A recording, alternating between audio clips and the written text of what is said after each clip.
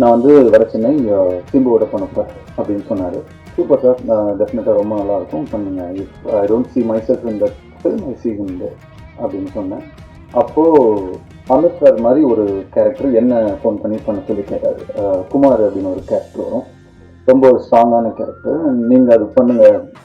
அதாவது என்னுடைய character அன்புங்கிற character வந்து சிம்புவும், குமார் அப்படின்னு ஒரு 30-40 மினிட்ஸ் வர ஒரு கேரக்டர் வந்து நீங்கள் பண்ணுங்கள் அப்படின்னு என்ன அப்போ கேட்டார்.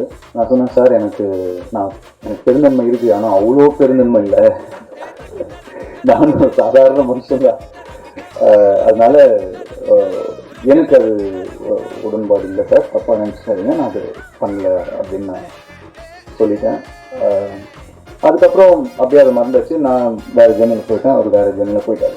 அதுக்கப்புறம் சுற்றி திரும்பி ஒரு நாள் வெற்றிவாதம் ஃபோன் பண்ணி மீட் பண்ணணும்னு சொன்னாங்க. மீட் பண்ணி அப்போ சொன்னாங்க, ஒரு சில காரணங்களால் அப்போ வடச்சனை அவங்க 2 பேராலையும் பண்ண முடியல அப்படின்ற மாதிரி ஒரு சுச்சுவேஷன் இருந்தது.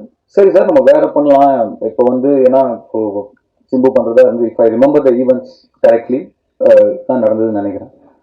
சிம்பு பண்ணுற மாதிரி இருந்தது. இப்போது இல்லை உடனே அதே ப்ராஜெக்ட் நான் பண்ணுறேன் அப்படின்னா கொஞ்சம் தப்பாக இருக்குமோன்னு எனக்கு தோணுது. நம்ம வேறு ஏதாவது பண்ணலாம் அப்படின்னு டிசைட் பண்ணோம். அதுக்கப்புறம் நிறைய ஸ்கிரிப்ட் பேசணும். சூதாடின்னு ஒரு ஸ்கிரிப்ட் பேசணும், இன்னும் 2-3 எல்லாமே ரொம்ப இன்ட்ரெஸ்டிங்கான, அதில் எந்த கதையை வேணால் எடுத்து உடனே ஷூட்டிங் போகலாம், அந்த மாதிரி ரொம்ப இன்ட்ரெஸ்டிங்கான ஸ்கிரிப்ட்ஸ் தான் எல்லாமே. 2003-4 ஆரம்பித்த அந்த கதை சுற்றி திரும்பி வந்துருச்சு, நம்மகிட்டே தான் வந்தது. சார் இப்போது இது ஆரம்பிச்சிடலாமா அப்படின்னு கேட்டேன்.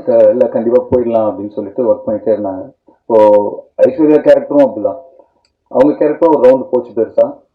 ஆனால் முதல்ல வந்து நாங்கள் பேசின சாய்ஸ் வந்து ஐஸ்வர்யா தான்.